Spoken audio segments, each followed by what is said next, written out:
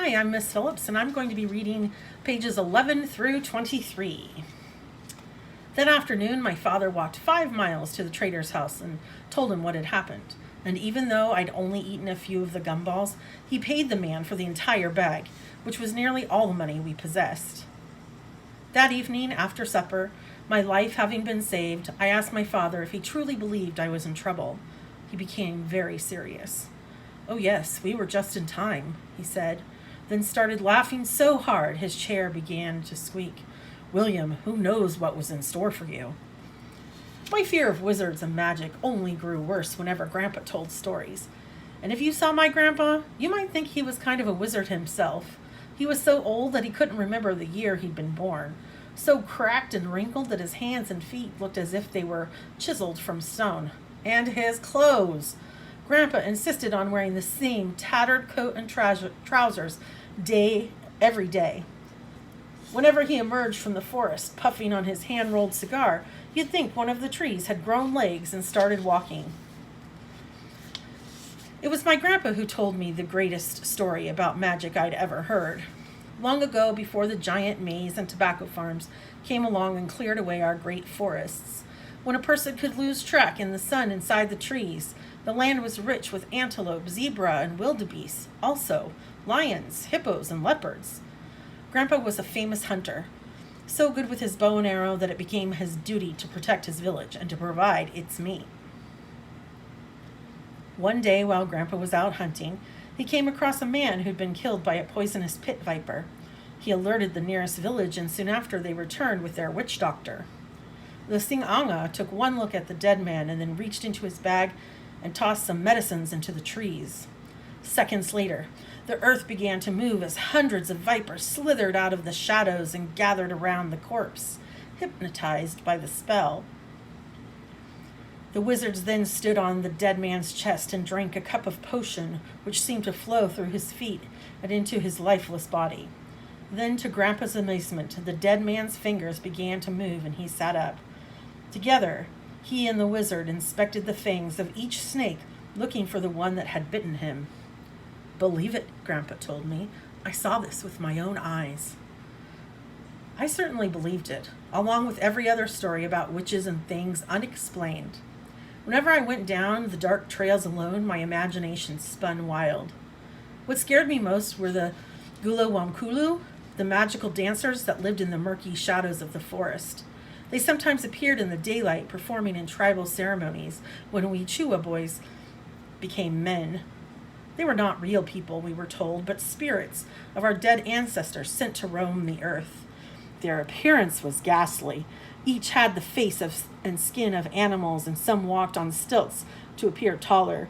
Once I saw one scurry back up a pole like a spider, and when they danced, it was as if 1,000 men were inside their bodies, each moving in the opposite direction. When Gulawamkulu were performing, they traveled the forest and dambos looking for young boys to take back to the graveyards. What happened to you there, I never wanted to know. Whenever I saw one, even at a ceremony, I dropped everything and ran. Once, when I was very young, a magic dancer suddenly appeared in our courtyard. His head was wrapped in a flour sack, but underneath was the long nose of an elephant and a gaping hole for a mouth. My mother and father were in the fields, so my sisters and I ran for the bush, where we watched the dancer snatch our favorite chicken. Unlike the Gulawamkulu or Sing'anga, in the market, most witches and wizards never revealed their identity. In the places where they practiced their magic, mystery abounded like strange weather. In the nearby town of Nachisi, men with bald heads standing as tall as trees walked the roads at night. Ghost trucks traveled back and forth, approaching fast with their headlights flashing and engines revving loud. Yet when the lights finally passed, there was no truck attached. In one of the neighboring villages, I heard about a man who'd been shrunk so small by a wizard that his wife kept him in a Coke bottle. In addition to casting spells for curses, the Sing'anga often battled one another. At night, they piled aboard their planes and prowled the skies looking for children to kidnap as soldiers. The witch planes could be anything, a wooden bowl, a broom, a simple hat, and each was capable of traveling great distances. Malawi to New York, for example, in a single minute. Children were used as guinea pigs and sent to test the powers of rival wizards. Other nights they'd visit camps of other witch children for games of mystical soccer, where the balls were human heads stolen from people as they slept. Lying in bed at night, I would become so frightened thinking about these things that I'd cry out for my father. "Papa!" I'd shout, summoning him to my door. "I can't sleep, I'm afraid."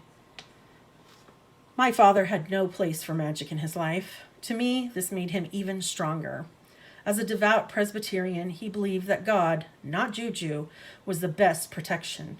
"Respect the wizards," he would tell me, straightening my bed covers. "But remember, William, with God on your side, they have no power against you." I trusted my father, but as I got older, I began to wonder how his explanation accounted for Chuck Norris, Terminator, and Rambo, who arrived at the Wimby Trading Center one summer and caused all kinds of ruckus. These men appeared in action movies that played at the local video show, which was really just a mud hut with benches, a television, and a VCR.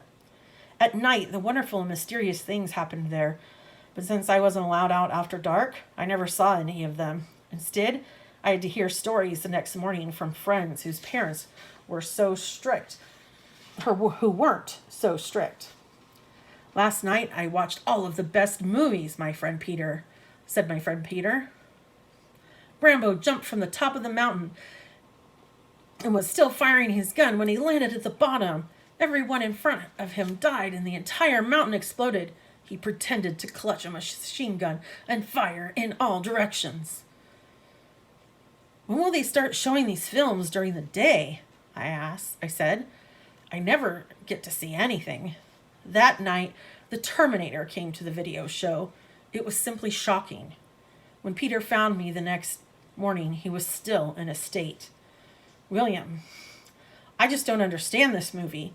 This man was shot left, right, and center, and yet he still managed to live. I'm telling you, this Terminator must be the greatest wizard ever." It sounded fantastic. "Do you think Americans have such magic?" I asked. "I don't believe it." "This is what I saw," Peter said. "I'm telling you, it's true. Although years would pass before I saw any of these films, they began influencing our games at home. One was a shooting game that I played with my cousin Jeffrey, using toy guns we made from Mempoloni bush. Finding a straight branch, we removed its core like taking the insides of a ballpoint pen, and used it as a ramrod to fire paper spitballs. I was the captain of one team, and Jeffrey was the captain of the other. Along with our cousins, we formed squads and hunted one another between the houses in our village. "You go left, and I'll go right," I instructed my soldiers one afternoon, then crawled on hands and knees through the red dirt. My poor mother was constantly scrubbing our clothes. Right away, I spotted Jeffrey's trousers from the corner of the house. Slowly, without spooking the chickens, I snuck up behind for an easy ambush. "Tonga!" I shouted, then jammed the ramrod, sending a shower of slime into his face. He clutched his heart and fell to the ground. "Ah, Mayoine!" he gasped. "You got me!" We were a solid gang of 3, me, Jeffrey, and our friend Gilbert. Gilbert's father was the chief of the whole Wimbe district, a man whom everyone called Chief Wimbe, even though his real name was Albert. When Jeffrey and I got bored with playing our games in the courtyard, we often headed to Gilbert's. "Let's see how many chickens we can count," I said, taking off down the path. Going over to Gilbert's house was always fun, since the chief's work was never finished. As usual, we found a long line of truck drivers, farmers, traders, and market women all waiting to voice their concerns. As we suspected, many of them carried a chicken under their arm, a gift for their chief. "I counted 10, Jeffrey whispered. "Yeah," I said, "must be lots of problems today." The chief's messenger and bodyguard, Mr. Nagwata, stood at the door in his short pants and army boots, dressed as a police officer. It was Mr. Nowata's job to protect the chief and filter all of his visitors. He was also the chicken collector. Come, come, he said, and motioned us outside. The chief sat on the sofa in the living room, dressed in a crisp shirt and nice trousers. Chiefs usually dressed like business people, never in feathers and animal skins. That's in the movies. Another thing about Chief Wimbe was that he loved his cat, which was black and white, but it had no name. In Malawi, only dogs are given names. I don't know why.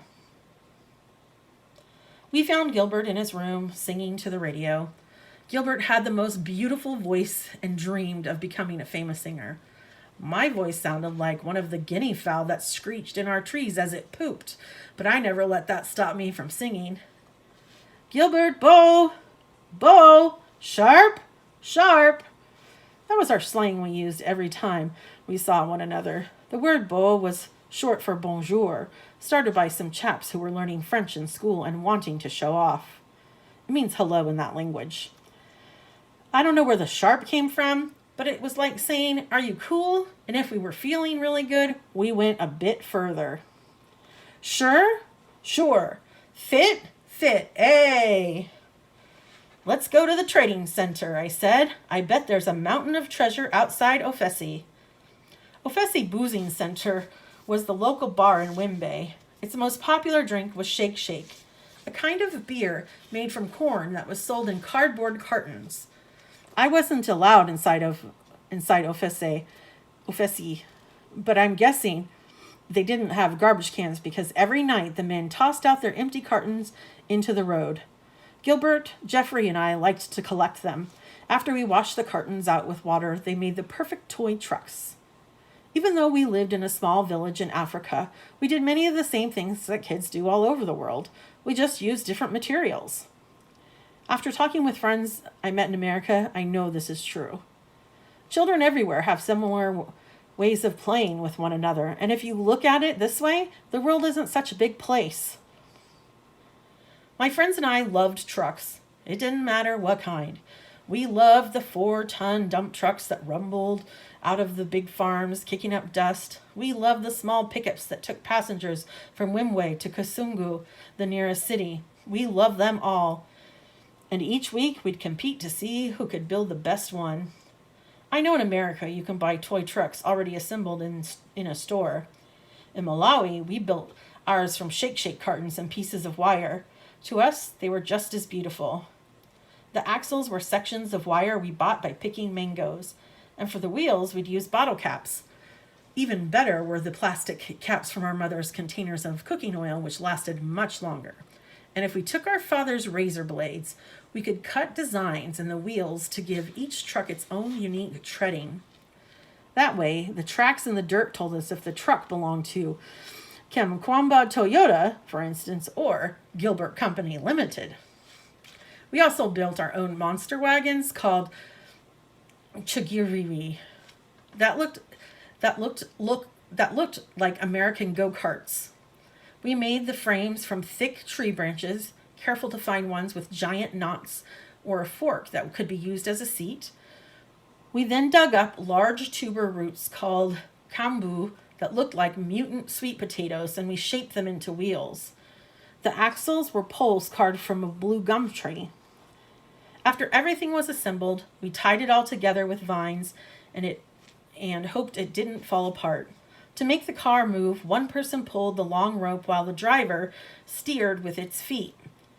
With 2 cars side by side, we held derbies through the trading center. Let's race. For sure. Last one to reach the barber shop will go blind. Go! After that race, if we had some money in our pockets, we'd stop by Mr. Banda's shop for a cold bottle of Fanta and some dandy sweets. Mr. Banda ran the Malawian version of the convenience store. On his shelves were packages of margarine and powdered milk, since most people didn't have refrigerators at home to keep milk cold. He also sold aspirin, cough drops, lotion, bars of Life Buoy soap, and on the very bottom shelf, Drew's liver salts. I have no idea what liver salts were used for, but I'm certain they tasted rotten. Whenever we entered, Mr. Banda greeted us in our usual Malawan custom. Muli Buanji, he said. How are you? Nadire bueno, kaya inu, we answered. I'm fine, how about you? Nadire bueno, zikomo, I'm fine, thanks for asking. After that was more of the same stuff. You boys keeping out of trouble? Yeah. Helping your mother and father at home? Yeah. Well, give them my greetings, for sure. If we were really hungry, we combined our money and headed to Kayenya stand, which was like a Malawan fast food restaurant. It was really just a vat of boiling grease over a fire, but the fried goat meat and potatoes they served were heavenly. The man tending the fire would grunt and say, "How much?" And we would answer, 5 kwacha, or however much money we had. 5 kwacha was less than $1 American. The man then turned around and cut a few chunks of meat from a goat hanging on the rail. He dropped the meat into the boiling oil, followed by a handful of sliced potatoes. When everything floated to the top, he served it on a wooden counter, along with a pile of salt for dipping. Your mother is a good cook, Gilbert once told me, but not as good as this. Yeah. My parents wanted me home before dark, but that was my favorite time of day anyway. It was when my father and Uncle John, Jeffrey's father, finished their work in the maize fields and came home for supper. In the kitchen, my older sister Annie helped my mother prepare the food. Since we had no electricity, we still cooked everything over a fire. As Annie fed sticks into the flames, my mother stirred the pot of something delicious, letting the smells escape into the courtyard. Since I was a growing boy, it was hard for me to wait. Even if I'd just eaten kanyanya in the trading center, with my stomach growling, I'd stand in the doorway begging.